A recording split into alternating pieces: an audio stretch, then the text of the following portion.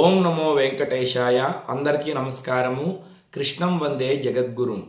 భగవద్గీత 2వ అధ్యాయము సాంఖ్యయోగంలో 17వ శ్లోకాన్ని ఇప్పుడు మనమందరం చక్కగా నేర్చుకుందాం.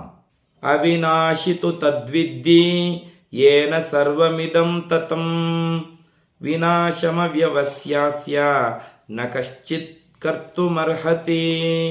ఈ శ్లోకాన్ని కూడా శ్రీకృష్ణ పరమాత్మ అర్జునుడితో చెబుతున్నాడన్నమాట. ఓ అర్జునా, నాశరహితమైన పరమాత్మ తత్వము ఈ జగత్తునంతటా కూడా వ్యాపించి ఉన్నది ఎరుగుము. శాశ్వతమైన దానిని ఎవ్వరూ కూడా నశింపజేయజాలరు అని స్వామి అర్జునుడితో చెబుతున్నాడు. ప్రపంచంలో శాశ్వతంగా ఉండేది ఏది అంటే పరమాత్మ తత్వం ఒక్కటేనన్నమాట. అదే శ్రీకృష్ణ పరమాత్మ చెబుతున్నాడు, ప్రపంచంలో శాశ్వతమైనది పరమాత్మ తత్వం ఒక్కటే. ఇక ఈ భవబంధాలు, ఈ బంధుత్వాలు, ఐశ్వర్యము ఇవంతా కూడా అస్థిరమైనది. శాశ్వతమైనది ఏదంటే పరమాత్మ తత్వం ఒక్కటే అని స్వామి మనకు చెబుతున్నాడు. సనాతన ధర్మాన్ని నశింపజేయాలని అన్ని మతస్థులు ఎంతో మంది ఎన్నో రోజుల నుండి పోరాటాలు చేస్తూ ఉన్నారు. ఆదివారం అయితే చాలు, నల్లట్టు పుస్తకాలు ఇళ్ల దగ్గరకు తీసుకొని వచ్చి మా ప్రభు ఒకడే సత్యమైన దేవుడు, ఆయనను నమ్ముకోండి అని ఎంతోమందిని మతాలు మారుస్తూ ఉన్నారు. మరి మహమ్మదీయులైతే మా ధర్మానికంటే గొప్ప ధర్మమే లేదని చెప్పి మైకులు పెట్టి ప్రచారాలు చేసి మన హిందువుల్ని మోసం చేసి మతాలు మారుస్తూ ఉన్నారు.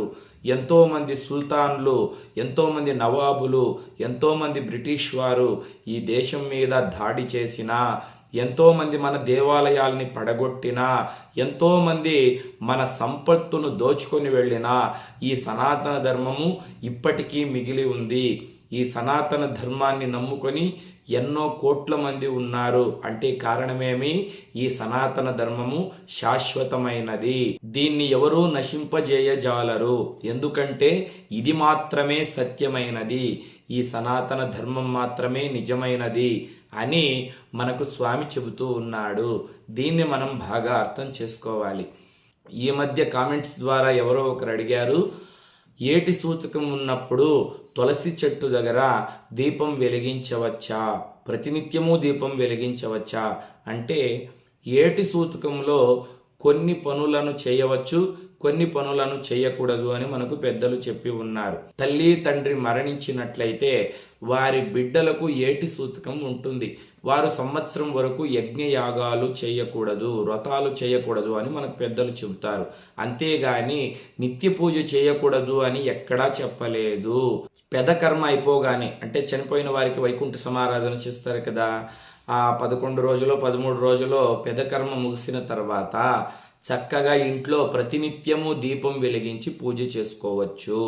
తులసి చెట్టు దగ్గర కూడా దీపం వెలిగించవచ్చు, తులసి చెట్టుకు నీళ్లు పోయవచ్చు, తులసికి ప్రదక్షిణ కూడా చేయవచ్చు, దేవాలయానికి కూడా వెళ్ళవచ్చు. దగ్గరలో ఏదైనా దేవాలయం ఉంటే ఆ దేవాలయానికి కూడా వెళ్ళవచ్చు, భగవంతుడిని పూజించవచ్చు, ఎటువంటి తప్పు లేదు. కానీ కొండల మీద ఉన్నటువంటి దేవస్థానాలకు వెళ్ళకూడదు అని మనకు పెద్దలు చెప్పి ఉన్నారు. కొన్ని సాంప్రదాయాల్లో అయితే తిరుపతి కొండకు, అరుణాచలం కొండకు, ఇటువంటి కొండలపైన ఉన్నటువంటి దేవాలయాలకు వెళ్ళరు, దగ్గరలో ఉన్నటువంటి దేవాలయాలని దర్శిస్తారు. కొన్ని సాంప్రదాయాల్లో కొండల మీద ఉన్నటువంటి దేవాలయాలకు కూడా వెళతారనుకోండి. మీ కుటుంబంలో మీ పెద్దలను అడగండి వెళ్ళవచ్చా అని. వాళ్ళు వెళ్ళవచ్చు అంటే నిరభ్యంతరంగా మీరు వెళ్ళవచ్చు. కానీ యజ్ఞాలు, యాగాలు చేయకూడదు.